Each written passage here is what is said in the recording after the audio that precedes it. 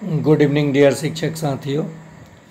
चलिए हम लोग सक्षमता सार का जो मैं पीडीएफ दिया था गणित का, उसका मास्टर क्लास करेंगे। और बिल्कुल आप इत्मीनान से इस वीडियो को देखिए। गणित आपको नहीं समझ में आता है तो गणित ही सबसे आपका आसान होगा और रिजल्ट कराएगा। 100% यहाँ से प्रश्न लड़ेगा, क्योंकि ये सभी प्रश्न सक्षमता 3 में पूछा हुआ है। और ये 1 to 5, 6 to 8 के लिए महत्वपूर्ण होगा। चलिए पहला प्रश्न है, लंबाई की गणना करें। 21 मीटर 93 सेंटीमीटर, 33 मीटर 95 सेंटीमीटर और 45 मीटर 86 सेंटीमीटर। तो मीटर को मीटर के पास लिखिए और सेंटीमीटर को सेंटीमीटर के पास। 33 फिर इधर 95, 45 और फिर इधर 86। देखिए 8 5 11, 11 और 3 14 के 4, हाथ में 1, 9 9 18 और 8 26 और 1 27। ज़रा गौर कीजिए, यहाँ 274 सेंटीमीटर हुआ है, तो 200 सेंटीमीटर जो है वो मीटर में बदल जाएगा, तो बाद में लाएंगे। 5 3 8 1 9, 4 3 7 2 9, 99 मीटर 274 सेंटीमीटर। तो ये जो 200 सेंटीमीटर होगा ये तो 2 मीटर हो जाएगा, तो 99 में 2 और आ जाएगा, 101 मीटर। 99 में ये 2 और आके जुटेगा तो 101 मीटर 74 सेंटीमीटर हो जाएगा। तो उत्तर हो जाएगा 4 नंबर। जब भी ऐसा प्रश्न है ये ऐसे ही बनाइएगा। निम्नलिखित में से कौन सा कथन सत्य है, मतलब सत्य नहीं है। 3 सत्य होगा और 1 असत्य होगा, उसे ढूंढना है। 0 को आप जब 2 से भाग देंगे तो 0 आएगा। -25 को जब आप लोग 5 से भाग देंगे तो किसी भी ऋणात्मक संख्या को धनात्मक संख्या से भाग देने पे उत्तर ऋणात्मक ही आता है। 5 5 जा 25, लेकिन ऋणात्मक है तो ऋणात्मक। तो ये दोनों कथन सही है। रहा बात 12 को जब आप 0 से भाग देंगे तो कितने बार टेबल पढ़ेंगे कि 12 आएगा? संभव ही नहीं है। किसी भी संख्या को कभी भी 0 से भाग नहीं दिया जा सकता, पॉसिबल ही नहीं है। और ये कह रहा है कि 12 को 0 से भाग देने पे 12 आएगा, जो कि बिल्कुल गलत है, यानी यही सत्य नहीं है। चलिए गणित में बाल विकास का भी प्रश्न उठाया हूँ। निरंतर और व्यापक मूल्यांकन सीसीई के लिए निम्नलिखित में से कौन सा कथन सही है? तो निरंतर और व्यापक मूल्यांकन में आकलन प्रक्रिया से पूर्व ज्ञान समझने के स्तर और अधिगम प्रक्रिया का आकलन सम्मिलित होना चाहिए। तो ये सही जवाब हो जाएगा। अब आपको मैं बता दूं कैसे सीडीपी का आंसर ढूंढिएगा। व्यापक मूल्यांकन पॉजिटिव वर्ड है, पूर्व ज्ञान से जोड़कर अधिगम प्रक्रिया का आकलन सम्मिलित करके। बाकी यहाँ देखिए, निरंतर और व्यापक मूल्यांकन के लिए शिक्षक महसूस करते हैं कि उसमें हर एक बच्चा को अधिगम का आकलन करने के लिए बारी बारी से बच्चों को कैसे आप कराएंगे। निरंतर और व्यापक मूल्यांकन केवल निगेटिव वर्ड है, केवल जहाँ भी ये निगेटिव वर्ड है। जांच परीक्षण अधिक हो, जांच परीक्षण अधिक होना निगेटिव वर्ड है, तो पहला ही ऑप्शन सही है। 7 सेंटीमीटर 5 मिलीमीटर ऊंचाई के 5 किताब एक दूसरे के ऊपर रखी हुई है। इस प्रकार प्राप्त कुल ऊंचाई कितनी है? 7 सेंटीमीटर गुना 5 मिलीमीटर। 5 किताबें हैं, ठीक है, तो ये 25, 5 5 जा 25 मिलीमीटर, जिसमें से 20 जो निकलेगा 2 सेंटीमीटर बन जाएगा, 2 सेंटीमीटर 5 मिलीमीटर, और ये 7 बचे 35 सेंटीमीटर, क्योंकि 5 किताबें हैं, 35 में 2 आके जुट जाएगा 37 सेंटीमीटर, और जो 5 बच गया वो 5 मिलीमीटर। फिर से समझिए, 7 सेंटीमीटर था और 5 मिलीमीटर था, तो इसे भी 5 से गुना, इसे भी 5 से, क्योंकि 5 किताबें हैं, तो ये आ गया 25 मिलीमीटर, और ये आ गया 35 सेंटीमीटर। तो इसमें 2 दहाई आ गया ना, तो 2 सेंटीमीटर इसमें आ जाएगा, 5 मिलीमीटर रह जाएगा, तो उत्तर हो जाएगा 37 सेंटीमीटर और 5 मिलीमीटर। तो ये आंसर सही है। यदि एक बहुफलक में 6 शीर्ष और 12 किनारे हैं तो इसके कितने फलक होंगे? देखिए, यूलर फार्मूला का ये सवाल है जो दिया है। शीर्ष इसको वर्टेक्स इंग्लिश में, किनारे एड्स बोलते हैं, और हमें एफ बताना है। और सूत्र होता है यूलर सूत्र, एफ जोड़ भी घटाओ ई किसी भी बहुफलक के लिए। तो ये जब 2 सतह और शीर्ष को जोड़कर उसकी भुजा घटाते हैं तो हमें हमेशा 2 प्राप्त होता है। तो देखिए, शीर्ष कितना है 6, किनारा कितना है 12, और हमें फलक नहीं दिया है यानी एफ, और ये रिलेशन होगा 2 -12। 6 में से 12 घटेगा, 6 में से ये 12 घटेगा तो माइनस का 6 आएगा, बराबर का 2। माइनस इधर है, इधर बराबर के दाहिने तरफ जाता है तो ये प्लस हो जाएगा, यानी हो जाएगा एफ बराबर, ये एफ बराबर 2 जोड़ और -6 उधर गया तो +6, तो ये 8 हो जाएगा, इसलिए 8 दिया है। एरोन का वज़न 49 किलो 357 ग्राम, और रॉन का वज़न, एरोन जो है 49 किलो 357 ग्राम है, केजी को एक जगह, ग्राम को एक जगह, ओके। और रॉन जो है 32 किलो 458 ग्राम का है, ठीक है। तो यहाँ 0 लगा लीजिए, घटा लीजिए। पूछा क्या है, किसका वज़न कम है और कितना, तो 0 लगा के बताया जा सकता है। 49 किलो 357 ग्राम और रॉन का वज़न 32 किलो 458 ग्राम, किसका वज़न कम और कितना कम है, तो रॉन का वज़न कम है, और कितना कम है तो देख सकते हैं आप सभी, ये 7 है, 7 0 नहीं है। 17 में से 8 जाएगा 9, फिर यहाँ 14 में से 5 जाएगा 9, और यहाँ 12 में से 8 4 जाएगा 8 ग्राम हो गया ये।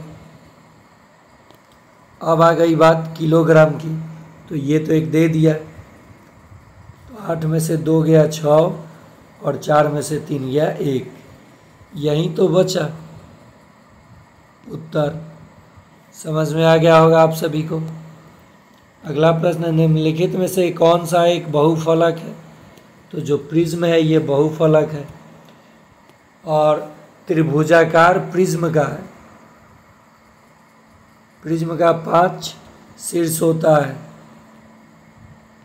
चलिए आगे देखते हैं, निम्नलिखित में से कौन सा गणित शिक्षण का सर्वाधिक उपयुक्त तरीका है? बड़ा ऑप्शन सही ऑप्शन। देखिए, गणित में सीडीपी जो पूछता है उसमें बड़ा ऑप्शन या क्षमताओं को विकसित करना, प्रोत्साहित करना है, ये सब पॉजिटिव वर्ड है। कमियां ढूंढना है केवल तो निगेटिव वर्ड है। प्रदर्शन करके, पहचान करके अलग बैठाना है, ये बिल्कुल गलत बात है। एक जैसा उपागम द्वारा प्रत्येक विद्यार्थी को पढ़ाना, ये भी गलत है। बड़ा ऑप्शन सही ऑप्शन। उत्तर चिन्ह का दो पूर्णांक के जोड़ का और घटाव का पर निर्भर करता है। तो संख्या के अधिक मान पर बड़ा ऑप्शन सही ऑप्शन। जब आपको उत्तर समझ में ना आए चारों, तो देखिए उसमें लंबाई में सबसे बड़ा ऑप्शन कौन सा है, उसे ही टिक करके निकल जाइए।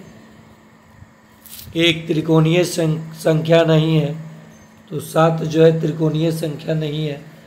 त्रिकोण 1 है, 3 है, 6 है, ये बहुभुज बना समबाहु त्रिभुज बनाता है। आप लोगों को मैं त्रिकोण संख्या निकालने को ही बता दे रहा हूँ। जब दो क्रमागत संख्या को आप आपस में गुना करेंगे, 2 से भाग देंगे और जो संख्या प्राप्त होगा वो त्रिकोणीय संख्या होगा। कैसे? तो मान लीजिए 3 को 4 से मैंने गुना किया, 2 से भाग दिया। लगातार संख्या कंटिन्यू, यानी जो भी लगातार संख्या वो आपस में गुना करके 2 से भाग देंगे, 3 दूनी 6, तो जो 6 है वो त्रिकोणीय संख्या है। 3 का भी देख लीजिए, 2 गुना 3/2 तो 3, 1 गुना 2/2 तो 1। ये सब त्रिकोण संख्या है। और त्रिकोण संख्या पहचानने का तरीका, लगातार संख्या को आसपास की संख्या को गुना करके 2 से भाग देते हैं।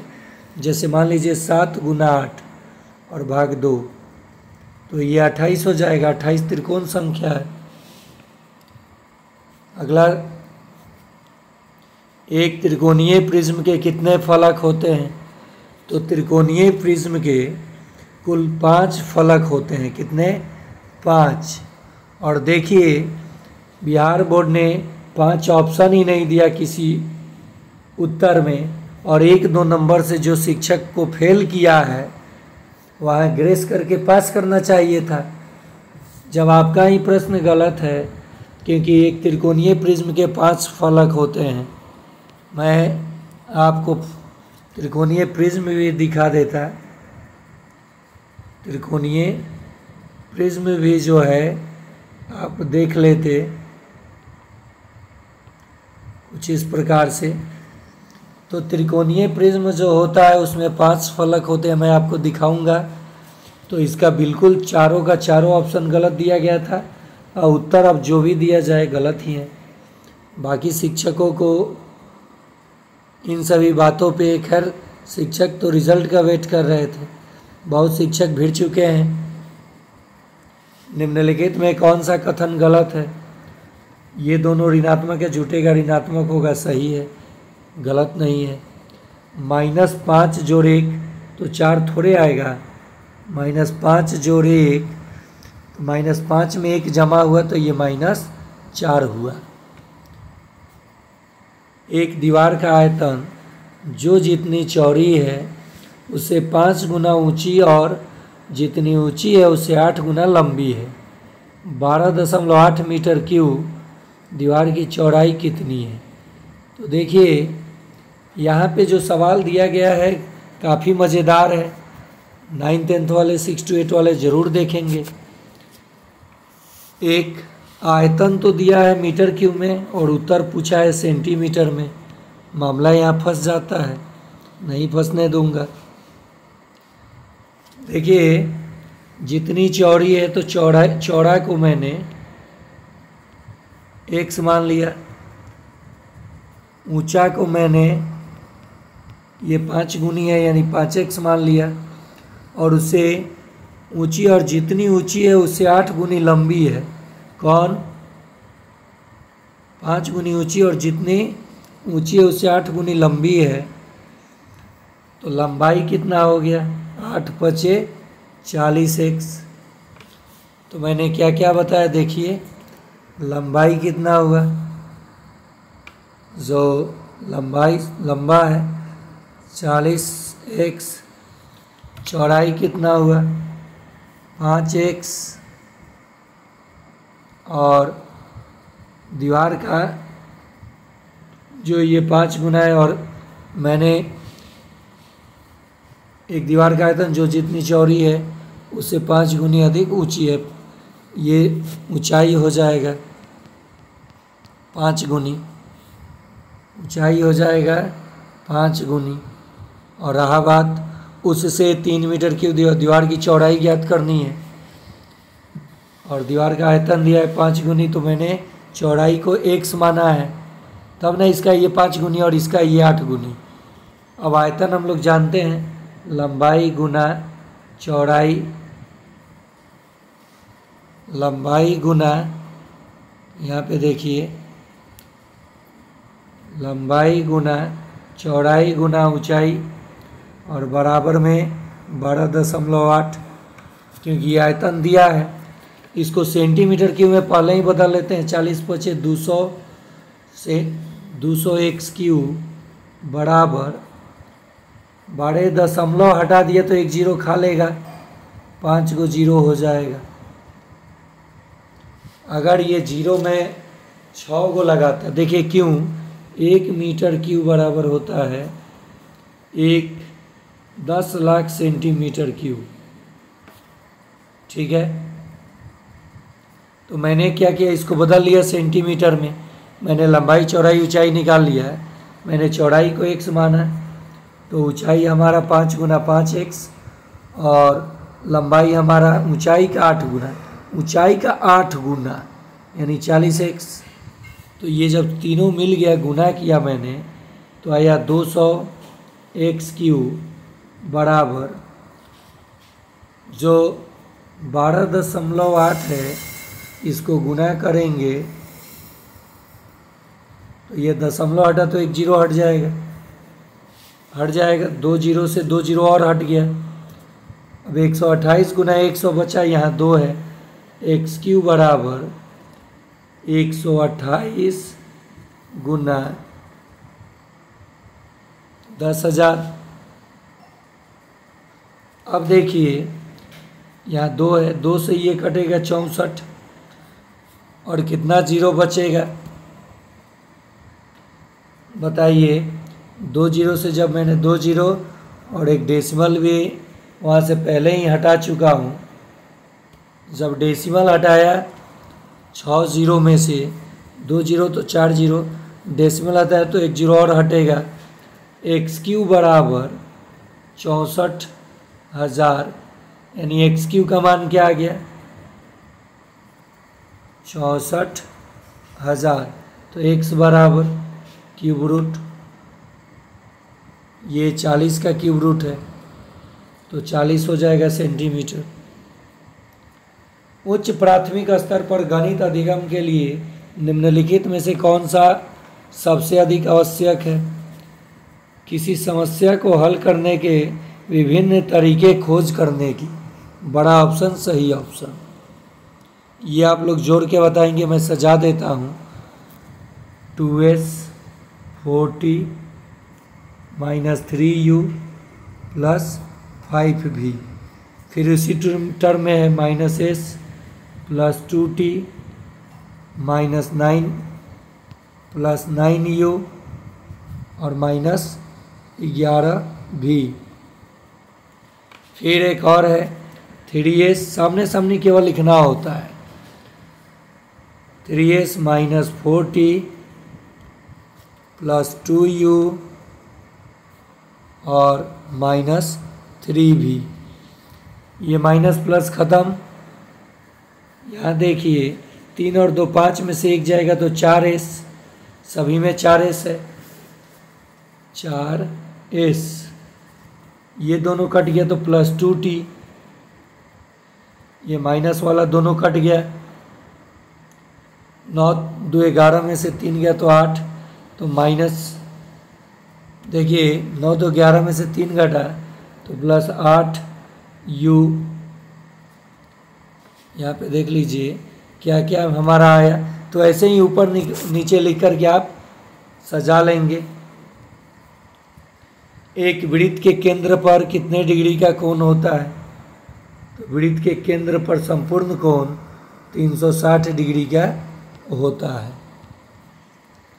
चलिए इस प्रश्न का जवाब 1 नंबर मानकर आप लोग कमेंट में दीजिएगा और इसका उत्तर गलत जारी किया गया है। प्रश्न के अकॉर्डिंग उत्तर ये सही नहीं है, लेकिन ऑप्शन में उत्तर है कि नहीं, तो ऑप्शन में भी उत्तर नहीं है। इस भी प्रश्न का ऑप्शन में भी उत्तर नहीं है बिल्कुल, क्योंकि 323.045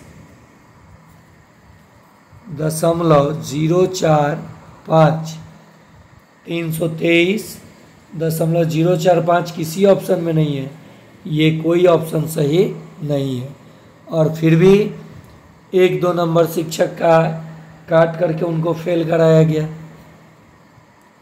नेक्स्ट है 9th का, a² बराबर 4 तो a बराबर 2, b² बराबर 16 तो b बराबर 4।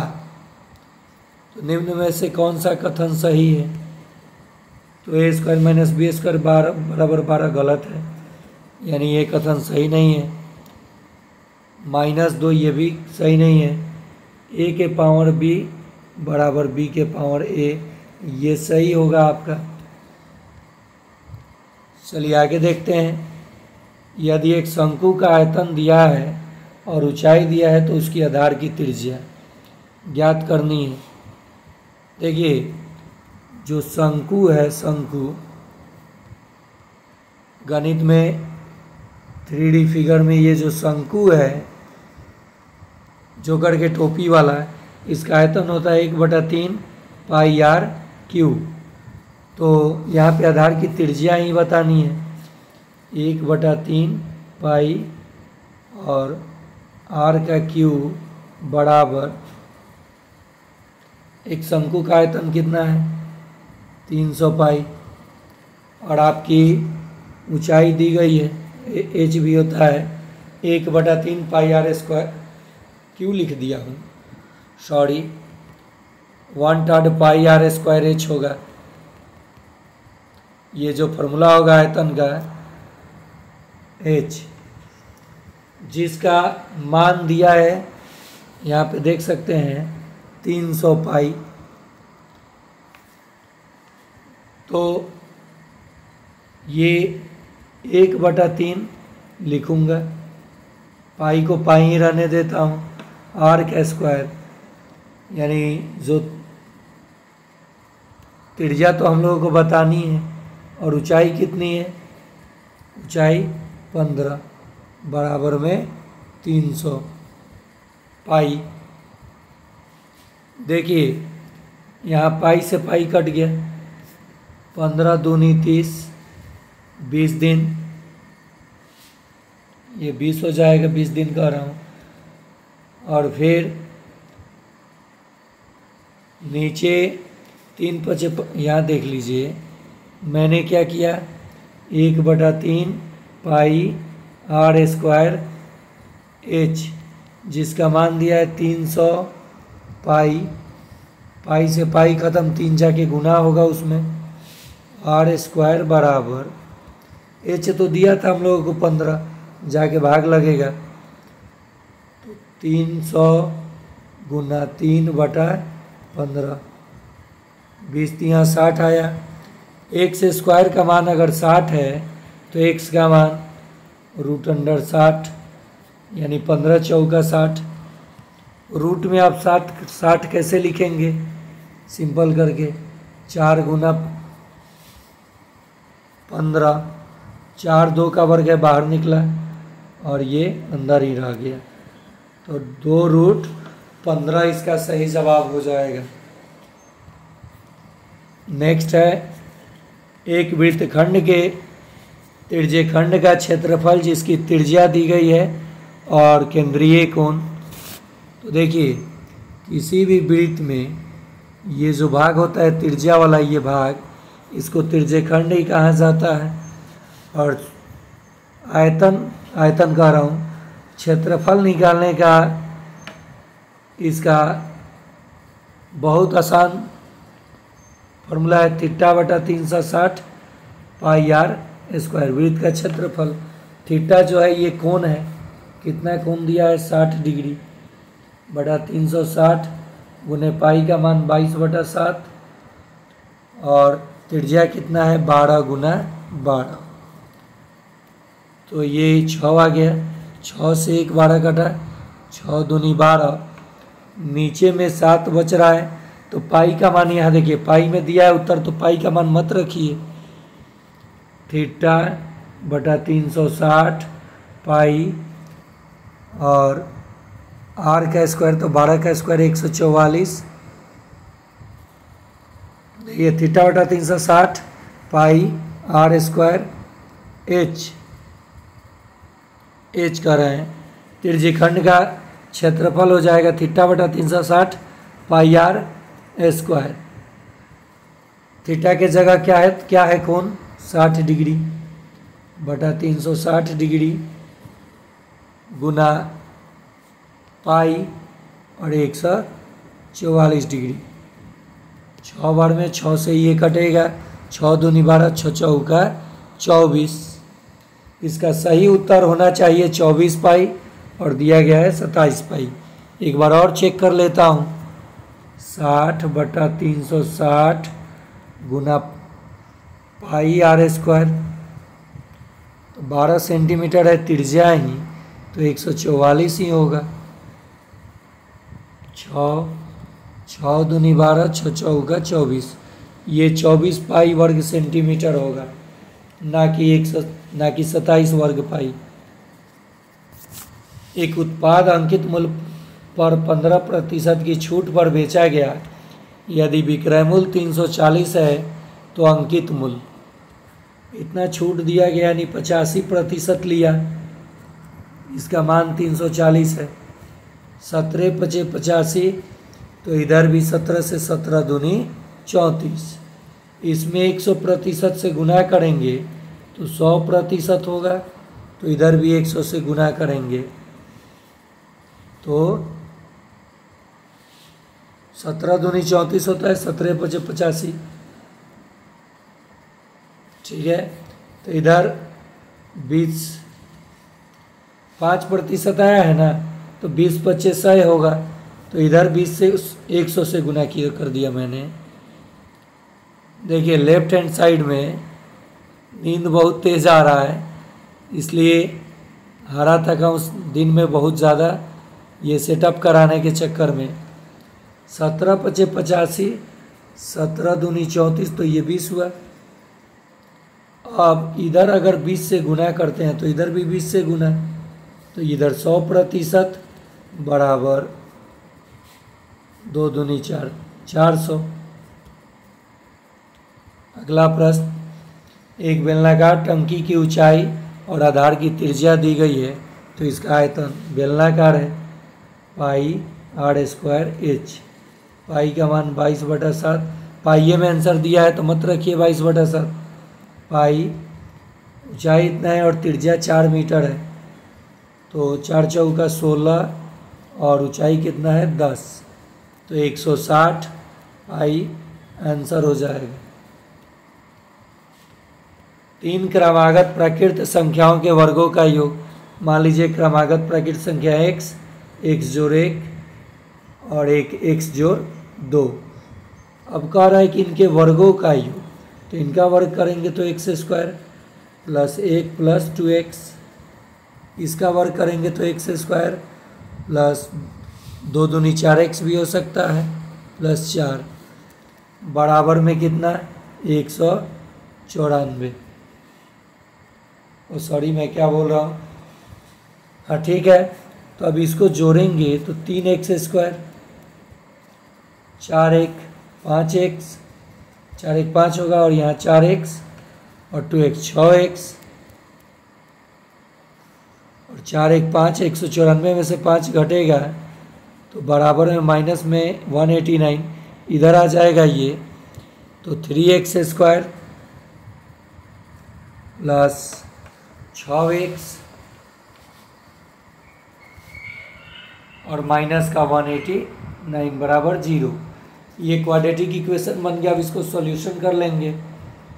ये जो 189 है इसका 3 से भाग दे लीजिए और छोटा हो जाएगा सभी में 3 से, तो ये x², ये 2x और ये 6 और 3 9, 9 7 63 होता है ना, 9 प्लस में कौन होगा,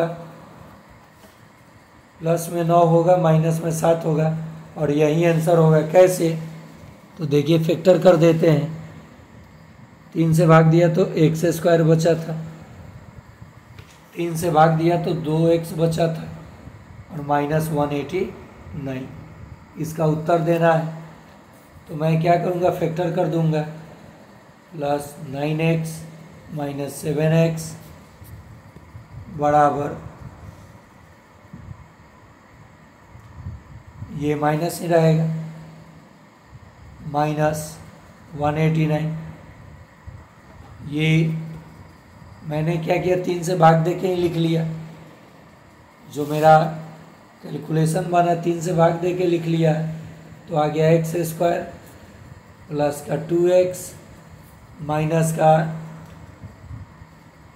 3 से भाग दिया था मैंने, तो 189 को 3 से भाग दिया था, 6 और 3 63, 963 होता है, 9 प्लस ये माइनस।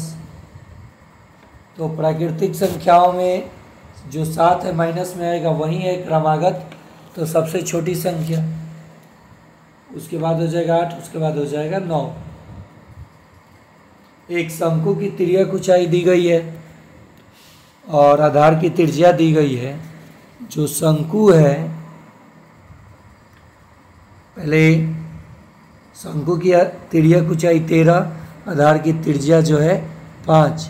तो जो ऊंचाई है 13 का स्क्वायर 169 में से 5 का स्क्वायर 25 घटाएंगे तो आपको मिल जाएगा 144, यानी 12।